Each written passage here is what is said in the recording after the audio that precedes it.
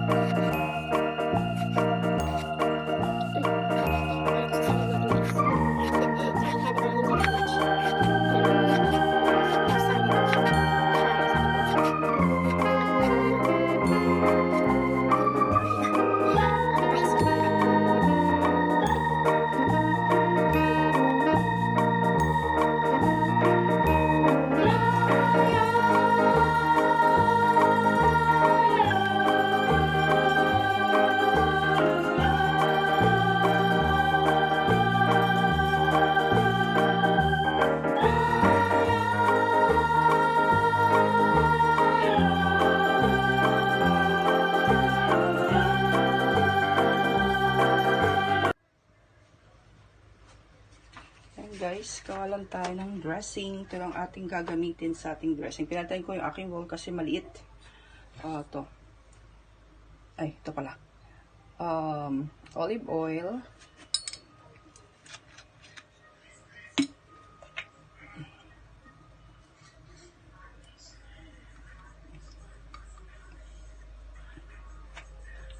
Yan yung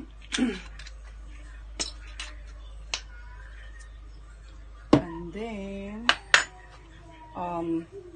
mayo, Kewpie, or Kewpie, or pwede rin to yung mayonnaise lang, hindi yung Japan mayo na Kewpie, o kahit na ano. Pero ako minsan na yan. Ginagawa ko dyan, pinaghahalo ko yan. Ayaw, hindi na naman siya makita. Wait lang. Ayan, basta yan na yan. Kasi nga, sa pag-i-LC, kailangan to yung QP gagamitin.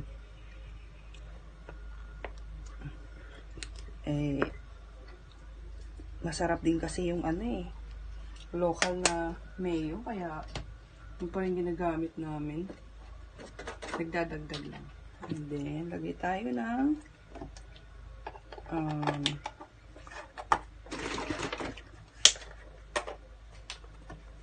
tayo ng paano ko hindi makita no? Ayan, fresh milk. Sabihin ko na lang, wag ko nang piliting pakita sa inyo. And then dagdagan natin ng konting evaporated, diba, para masaya, masarap. Saluin lang natin siya.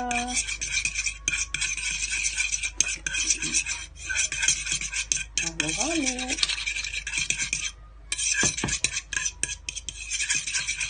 Sagyan natin ang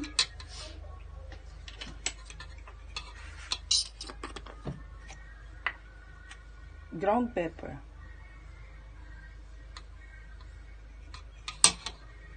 Hindi na ako maglalagay ng Himalayan salt kasi malasa na yung mayo natin.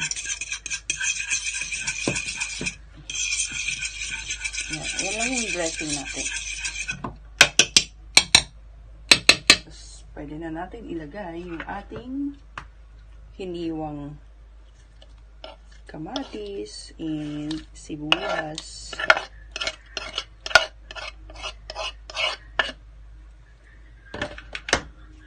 And then, yung ating lettuce. Siguraduhin malinis ang hands para sa kasi kinakamay ko na lang to. Hindi ko to ginaganyan ko lang siya. Ganyan ko lang siya ginagawa. Hindi ko na siya ginagamitan ng kutsi-kutsilyo para hiwa-hiwain. Putol-putol ko na lang. malinis naman ang hands.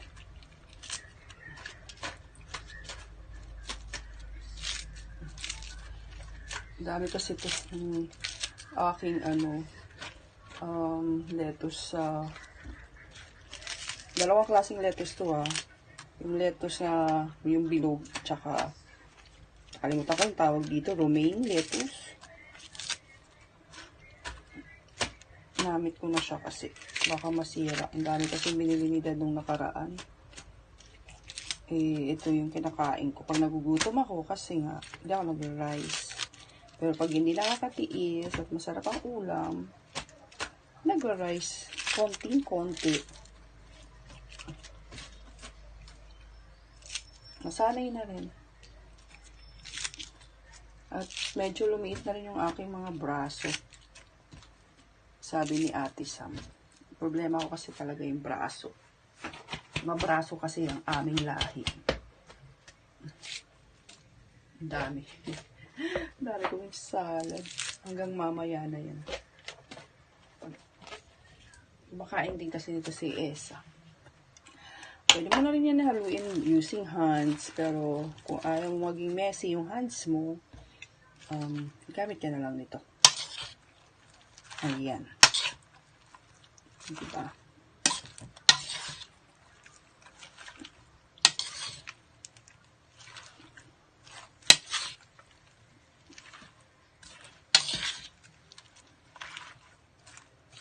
Masarap to. Parang may nalaglag. Sayang. Pero kakainin ko na lang. Ito yung sasali dyan.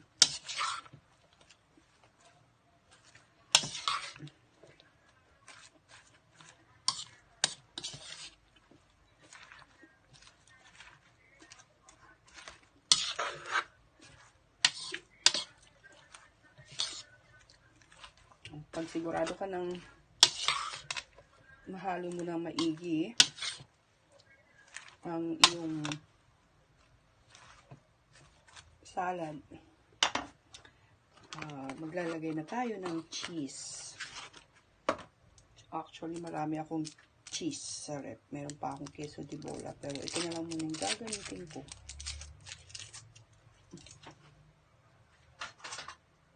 Yung ating queso. Pwede rin namang lalagyan ko pala ito ng mamaya. Ganun kasi ginagawa ko. Hinahaluan ko ng tawag doon, parmesan cheese. Pero dinadamihan ko nitong isa. Ewan ko ba, kung healthy pa ba to sa dami nang nilagay kung ano-ano. Kaya ate, kakain na tayo.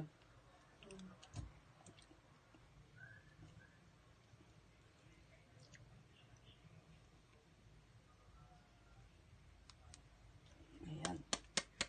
Okay na.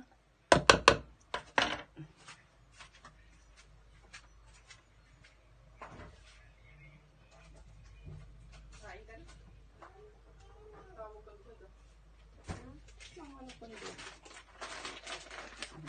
Tapos, haluan natin ng parmesan cheese.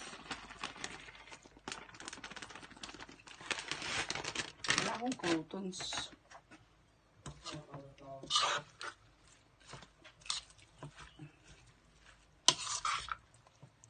Hindi ako nakagawa. Dapat haluan ko siya. Ayan na guys.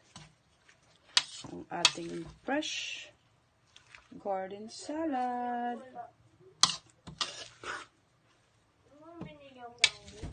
Nang? Brownie. Tanong mo kayo dad.